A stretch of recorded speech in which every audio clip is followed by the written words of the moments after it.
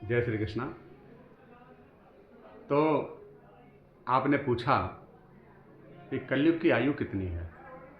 ठीक, तो कलयुग की आयु नहीं, बल्कि अगर हम यह काल का प्रमाण, हमारे जो पुराणों में लिखा है कि काल कितना सूक्ष्म है, और इस काल का कितना विधान हमारे पुराणों में लिखा है, उस पर चर्चा करें तो लिखा है कि पलक झपकने में जितना समय लगता है उसको निमेष कहते हैं।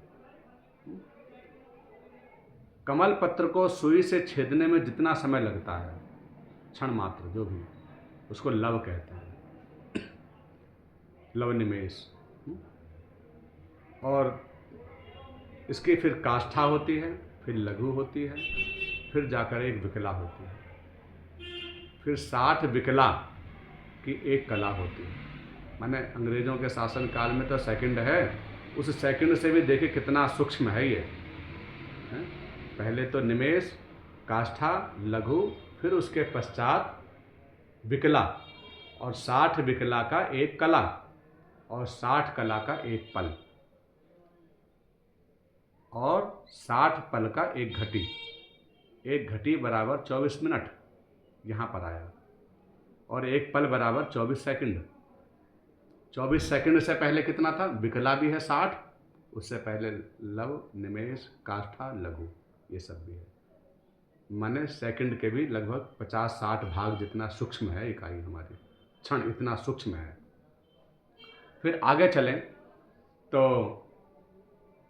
60 पल की एक घटी, और 60 घटी का 24 घंटा। एक घटी में 24 मिनट, तो 60 घटी का 24 घंटा।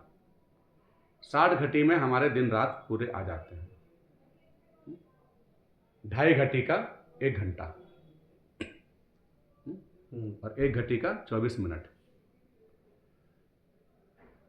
फिर एक दिन रात, उसके अंदर भी एक पहर होते हैं।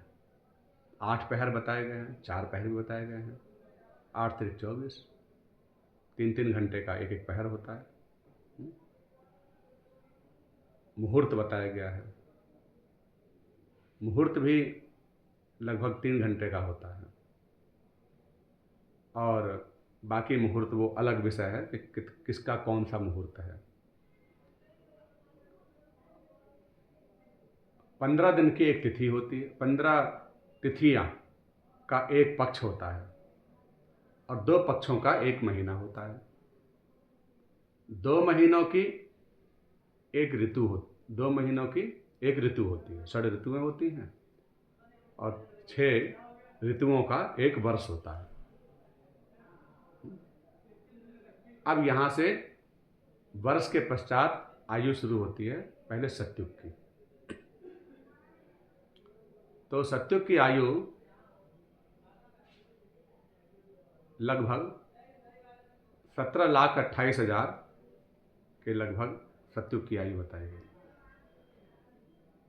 12,96,000 त्रेता युग की आयु है, 8,64,000 द्वापर की आयु है, और 4,32,000 कलयुग की आयु है, जिसमें से लगभग 52-5300 वर्ष अभी निकले हैं कलयुग के, बाकी शेष है, प्रथम चरण चल रहा है। इन चारों के प्रमाण को मिलाकर 43,20,000 हैं, जिसका एक महायुग होता है, चौकड़ी जिसे भी बोलते हैं, और 71 महायुगों का एक मनवंतर होता है। 43,20,000 गुणा 71, जितना भी आएगा उतने का एक महायुग, चौकड़ी, मनवंतर। तो 43,20,000 गुणा 71 बराबर एक मनवंतर, 71 महायुगों का एक मनवंतर। 14 मनवंतर का एक कल्प होता है।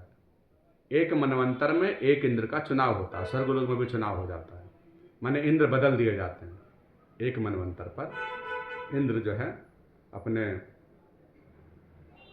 जो भी उनके विधान है कि शतक क्रतु, माने 100 अश्वमेध के करने वाला ही इंद्र के पद पर बैठेगा, ऐसा जो लिखा है। और जो भी इंद्र के गुणों से युक्त हैं, वही उसका उत्तराधिकारी होता है।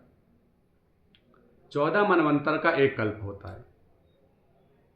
एक कल्प ब्रह्मा जी का एक दिन के बराबर होता है। श्वेत वाराह नाम का कल्प चल रहा है। 36,000 कल्प ब्रह्मा जी की आयु है, ब्रह्मा जी की भी। उसके बाद ब्रह्मा जी का भी पद बदल दिया जाता है 36,000 कल्प बाद। काल कितना विशाल है। और शिव महापुराण के अनुसार ब्रह्मा जी की शतायु के बराबर विष्णु आयु और विष्णु जी की शतायु के बराबर शिव आयु बताई गई है। वस्तुतः आत्मज्ञान की दृष्टि से इनका कोई भेद नहीं, क्योंकि शरीर सबका नाशवान ही है।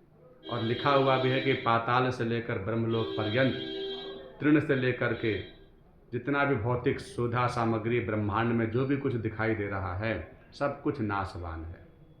सब कुछ नाशवान से मतलब परिवर्तनशील है, क्योंकि कोई भी चीज़ नष्ट नहीं होती, परिवर्तन होता है।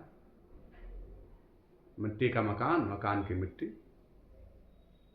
ये शरीर से मिट्टी, मिट्टी से फिर वही शरीर, तो परिवर्तन होता है। बस अदला बदली हो रही, यहाँ से निकले दूसरे घर में, दूसरे से तीसरे घर में।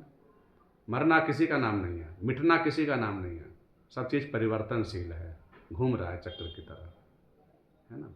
पृथ्वी जल में विलय, जल अग्नि में, अग्नि वायु में, वायु आकाश में, फिर आकाश से फिर वायु, वायु से फिर उत्पत्ति होती है अग्नि, अग्नि से फिर भाप के द्वारा फिर जल से फिर पृथ्वी, पृथ्वी से फिर यही सब, फिर यही सब फिर जल में, पृथ्वी में।